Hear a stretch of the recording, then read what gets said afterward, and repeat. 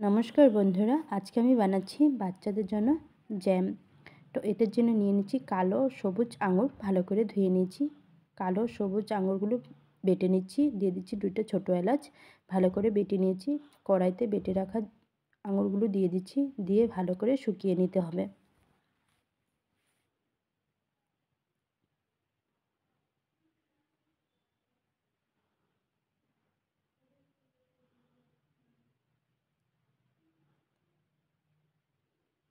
দিয়ে দিচ্ছি চিনি, ভালো করে মিশিয়ে নিচ্ছি।